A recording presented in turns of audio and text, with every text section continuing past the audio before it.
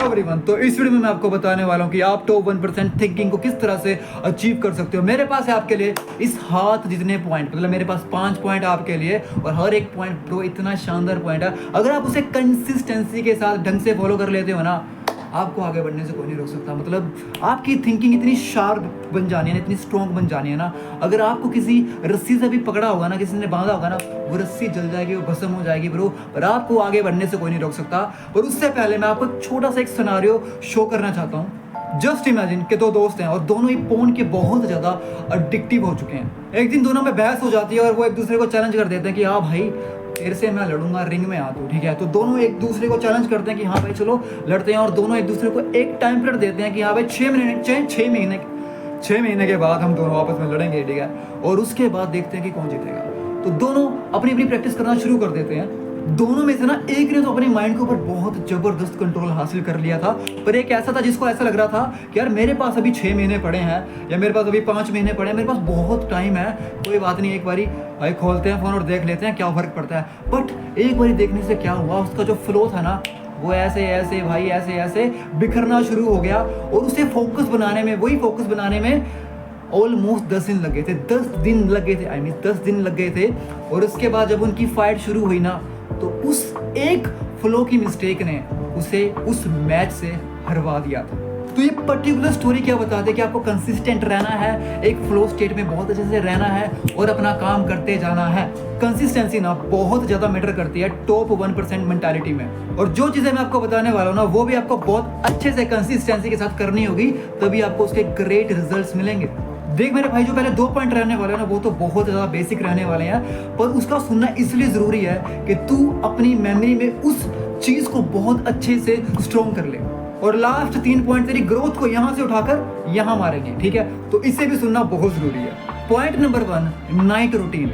हर रोज सोने से पहले तुझे अपनी प्लानिंग करके सोना है कि तुझे कल क्या करना है और क्या नहीं करना है। तो जब कि तेरी दिमाग को क्लैरिटी होगी कि तुझे ये चीज़ें हैं, इन चीज़ों को तुझे हंट करना है, तो तू बेहतर तरीके से अपने दिन को स्टार्ट कर पाएगा। और ये भी दिमाग में मत रखियो कि कल से मैं शुरू कर रहा हूँ तो आज मैं पबजी खेल सकता हूँ, या ये चीज़ देख सकता हूँ, वो चीज़ देख सकता हूँ। नहीं, वो चीज़ तेरे फ्लो स्टेट को नीचे कर देगी, डाउन कर देगी। अगर तू मोटिवेशन या कुछ ऐसी चीज़ को देख के सोएगा ना कि जो तेरे को अंदर ही अंदर चार्जअप करेगी, तब वही चीज़ रात को तेरे दिमाग में उसी तरह के केमिकल्स रिलीज होने वाले हैं जो तेरे को सुबह हेल्प करेंगे तेरे मिशन को या तेरे उन चीज़ों को हंट करने में। सेकंड पॉइंट है नरिश योर सेल्फ। देख, जब तू सुबह उठता है ना, सुबह उठते तुझे क्या करना है, तुझे ये सोचना है कि आज तेरी जो बेस्ट पर्सनैलिटी होने वाली है ना, वो किस तरह से अपना दिन शुरू कर रही है, किस तरह से वो अब जो तूने टास्क रात को लिखे थे वो किस तरह से परफॉर्म करते जा रही है। तेरे दिमाग में आ रहा है कि मैं फ़ोन चला लूँ, रील स्क्रॉल कर लूँ, या जो भी तेरे दिमाग में जितनी भी बैड हैबिट्स आ रही है ना, वो करने का मन आ रहा है। बट वो पर्सनैलिटी को तुझे इस तरह से ट्रेन करना है कि वो उस थॉट को इग्नोर कर रही है। तो जब तू सुबह उठता है तुझे विजुअलाइज करना है कि मेरी जो पर्सनैलिटी है आज की, वो यार ये चीज़ें कर रही है बहुत ही अच्छे ढंग से। और उसके अलावा तुझे नरिश करना है, मतलब तुझे मेडिटेट करना है, और तुझे उसके साथ साथ कुछ बुक्स भी पढ़नी है, कि जो ऐसी बुक्स पढ़नी है जो तुझे को कहीं ना कहीं दिन के लिए सेट कर पाए। सेल्फ हेल्प बुक हो सकती है, कोई भी बिजनेस रिगार्डिंग बुक हो सकती है जो तेरे फील्ड के रिगार्डिंग है ना। और हो सके तो अपना एक विजन बोर्ड भी बनाना, ठीक है। ये मेरा विजन बोर्ड पड़ा है यहाँ पर, ठीक है, ये मेरा विजन बोर्ड है, ठीक है। तो जब तेरे पास तेरा विजन बोर्ड होता है ना, तेरे को क्लैरिटी होती है कि तेरे को कहाँ जाना है, 3 महीने में कहाँ जाना है, 6 महीने में कहाँ जाना है। तो एक साल में या तो 3-3 महीने के क्वार्टर पीरियड में जितने भी वो अपने स्टेप्स लिख सकता है कि तुझे क्या क्या करना है, ठीक है। तो जब तेरे पास एक विजन होती है ना, तेरे को अच्छी क्लैरिटी होती है, और जब क्लैरिटी होती है ना, तू डिटेलिंग देता है अपनी क्लैरिटी को, अपनी विजन को, यहाँ भाई इस हिसाब से तुझे आगे बढ़ना है। तो विजुअलाइजेशन करना बहुत ज़्यादा ज़रूरी है। हो सके तो सोने से पहले भी सोच के ये सो कि जो मेरी पर्सनैलिटी है ना, जो कल सुबह उठेगी वो किस तरह से काम करेगी। हाँ भाई ये कर रही है बहुत फास्ट, ये उठाया, ये कॉपी उठाई, काम करना शुरू किया। भाई बस फोड़ना है लेजीनेस को, प्रोक्रेस्टिनेशन को, पीछे इग्नोर, ठीक है। तो ये चीज़ करनी है। Point number 3, Pomodoro technique. अब यार आप में से ना बहुतों को पता होगा कि पोमोडोरो टेक्निक क्या होता है। वैसे तो मैं बता देता हूँ आपको क्या होता है, कि अगर आपने 45 मिनट का या 1 घंटे का ये एक टाइम सेट किया कि यार मुझे इतने मिनट पढ़ना है, उसके बाद मुझे कूल डाउन करना है अपने आप को 15 मिनट के लिए, तो उन 15 मिनट आप क्या कर सकते हो। आपको यार रील्स नहीं चलानी, आपको ऐसी चीज़ें नहीं करनी जो आपको फिर से उसी बैड हैबिट्स में धकेले, ठीक है। आपको क्या करना है, आपको जाना है छत के ऊपर, ठीक है, आपको हवा को महसूस करना है, आपको ग्रीनरी देखनी है कि आप अच्छे से फ्रेश हो पाओ। जब आप नेचर से कनेक्ट हो पाते हो ना, तब आप बहुत अच्छे से फ्रेश हो जाते हो। और उसके बाद फिर से अगर आप आकर काम करना शुरू करते हो ना, आप उन चीज़ों को बहुत अच्छे से स्पीड से कर पाते हो, स्पीड से अपने अंदर, अपने माइंड के अंदर उन चीज़ों को भर पाते हो, या कह लो कि कंज्यूम कर पाते हो ढंग से। तो आपने टाइम सेट किया, टाइम सेट करने के बाद आपको क्या करना है, उस कूल डाउन पीरियड में उसके बाद फिर से आप आए, आपने फिर से काम किया, फिर से वो चीज़ की, फिर से काम किया, फिर से वो चीज़ की। ये चीज़ ना आपकी प्रोडक्टिविटी को 10 गुना बढ़ा के रख देगी। अगर आपको सच में बिलीव नहीं आ रहा ना, करके देखना, तब आपको समझ में आएगी कि इस चीज़ की अहमियत कितनी है। चौथा पॉइंट जो है अपना, वो है ओवर थिंकिंग को लेके। देखो यार, हमें ना ओवर थिंकिंग होती रहती है कि यार मैं अब ये करूँ या वो करूँ, ये बेंच ऐसा क्यों है, ऊपर क्यों है, नीचे क्यों है, हज़ार तरह की इस तरह की ओवर थिंकिंग होती रहती है। तो ना ओवर थिंकिंग के लिए ना पूरे दिन में आपको 30 मिनट निकालने हैं, 20 मिनट निकालने हैं, वो अलग से निकाल ले। उसके बाद क्या करना है कि उस टाइम आपको एनालाइज करना है कि हाँ भाई, फेस टू फेस अब ओवर थिंकिंग से बात कर, भाई तू मेरे को ना बहुत तंग कर रही है, मेरे टाइम को तू बर्बाद कर रही है, मैं नहीं चाहता कि तू मेरे टाइम को बर्बाद करे, है ना। तो उस वक्त ओवर थिंकिंग के बारे में आपको एक अच्छे से टाइम निकालना है कि जहाँ पर आप ओवर थिंकिंग कर पाओ, कि आप एक पर्टिकुलर आपने टाइम निकाल लिया कि जहाँ पर आप ओवर थिंकिंग कर रहे हो या उसके बारे में सोच रहे हो, तो ना ऐसे हैबिट बननी शुरू हो जाएगी। और पूरे दिन में उस आपने टाइम निकाला है ना, तो वहाँ पर ही उस ओवर थिंकिंग के आपको थॉट्स देखने को मिलेंगे। और इस चीज़ से ना आपका टाइम बहुत ज़्यादा बचने वाला है। जब आप आते हो ना कि पढ़ूँ मैं, ना पढ़ूँ या बाद में पढ़ूँ, ये करूँ वो करूँ, फ्रेंड से बात कर लूँ, अभी भाई 6 नहीं बजे हैं, 6 बजने में 10 मिनट रह चुके हैं, जब 6 बज जाएंगे मैं तब काम करना शुरू करूँगा। जितनी भी टाइप की ओवर थिंकिंग होती है ना, इसे आप इस तरह से दूर कर सकते हो। 5th पॉइंट है इनहेंस योर स्किल। देखो, आपको किसी भी फील्ड के अंदर ना फोड़ना है या बहुत अच्छी सक्सेस हासिल करनी है, तो उसकी रिगार्डिंग कुछ ना कुछ कंटेंट कंज्यूम करो। बहुत ज़्यादा नहीं करना, सिर्फ एक वीडियो देख ली 10 मिनट की, 20 मिनट की।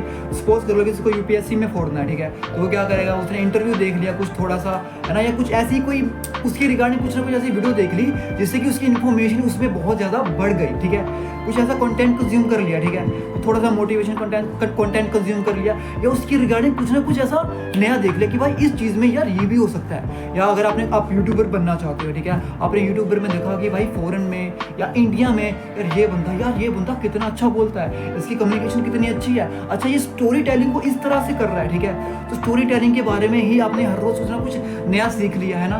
तो जब कुछ ना कुछ आप नया सीखते रहते हो ना, अपने ही फील्ड के रिगार्डिंग कुछ ना कुछ नया डीप में जा रहे हो, आप उसके और डीप में जा रहे हो और वहाँ से चीज़ें खोद के लेके आ रहे हो, और उन चीज़ों को आप इम्प्लीमेंट करोगे जब, तो वो चीज़ें अलग लेवल पर आपको रिप्रेजेंट करेगी उस फील्ड के अंदर, ठीक है। वैसे तो अपने 5 पॉइंट हो चुके हैं, पर मैं आपको एक बोनस पॉइंट देना चाहता हूँ, क्योंकि कईयों की 5 उंगलियाँ नहीं होती, कईयों की 6 उंगलियाँ भी होती है, जैसे कि ऋतिक रोशन, है ना। तो एक छठा पॉइंट जो मैं आपको देने वाला हूँ वो ये है कि जब भी आप रात को सोने से पहले ना, मतलब क्या करना है आपको, प्लानिंग तो अपने चलो कर ली, ठीक है, उसके बाद आपको क्या करना है कि आपको ना ग्रेटफुल जर्नलिंग करनी है। अब जब आप ग्रेटफुल जर्नलिंग करते हो ना, जब आपकी ये डिप्रेशन होता है, एंजाइटी होती है कि भाई मेरे पास तो ये नहीं है, मेरे पास तो वो नहीं है, मेरे पास तो फ़ोन में इतना कम इंटरनेट है, मैं कैसे कंटेंट क्रिएटर बनूंगा, या फिर मैं किस तरह से यूपीएससी में फोड़ूंगा, जैसे भी है ना। तो ना आपको ग्रेटफुल जर्नलिंग करनी है, इसलिए कि यार आपके पास एक पेन है, इस पेन के लिए आपको ग्रेटफुल रहना है, आपके पास नोटबुक है, नोटबुक के लिए आपको ग्रेटफुल रहना है, आपके पास जितना भी इंटरनेट है उसके लिए आपको ग्रेटफुल रहना है। जब आप अंदर से ग्रेटफुलनेस शो करते हो ना, और उस चीज़ को फील करते हो, तब आपके अंदर ना एक पॉजिटिव चीज़ रिलीज होती है। आप ये नहीं सोचते कि यार मेरे पास तो ये नहीं है, यार मेरे पास ये नहीं है, मैं कुछ नहीं कर पाऊंगा, पर आप उस वक्त ये सोचते हो कि मेरे पास ये चीज़ें हैं, इसलिए मैं बहुत कुछ कर सकता हूँ। जब आप इस तरह से सोचते हो ना, आपके अंदर एक फ्रिक्वेंसीज सेट होनी शुरू होती है, एक अलाइनमेंट सेट होना शुरू होता है। धीरे धीरे दिन में हो सके तो सिर्फ 3 चीज़ों के बारे में लिखो। ग्रेटफुलनेस शो करो, अपनी थैंकफुलनेस शो करो, शुक्र गुजार रहो कि आपके पास घर है, छत है। जब आप इस चीज़ों के लिए ग्रेटफुल रहते हो ना, तब आप मेहनत और अच्छे से कर पाते हो, बहुत अच्छे से मेहनत कर पाते हो कि एटलीस्ट मेरे पास ये तो है। आई नो कि मुझे फ्यूचर में और चाहिए, पर आज मैं इसके लिए इतना ज़्यादा ग्रेटफुल हूँ कि भाई शुक्र है इस चीज़ का, है ना। और वो चीज़ आपके अंदर एक बहुत प्यारी सी भावना, फीलिंग पैदा करती है आगे बढ़ो, उससे आप बहुत स्पीड से आगे बढ़ना शुरू करते हो, ठीक है। आप यूनिवर्स का थैंकफुल करते हो। तो ये चीज़ भी करके देखना, अपनी डेली रूटीन में इस चीज़ को भी ऐड ऑन करके देखना, ठीक है। वैसे तो मैंने आपको ये पूरे डेली रूटीन का एक सेटअप बताया, जो आप करोगे तो आप सच में आप बहुत कंसिस्टेंसी के साथ अगर आप फोड़ रहे हो ना इस चीज़ में, बहुत आगे बढ़ना शुरू कर दो। और अगर आपको ग्रेटफुल जर्नलिंग करनी ही है, उसके साथ साथ आप खुद की अपने माइंड ऑफ थॉट्स की भी जर्नलिंग कर सकते हो, जिससे कि आप अपने माइंड को क्लियर कर पाओ, है ना। तो यही था पूरा का पूरा वीडियो। आई होप कि आपको ये वीडियो अच्छा लगा होगा, है ना।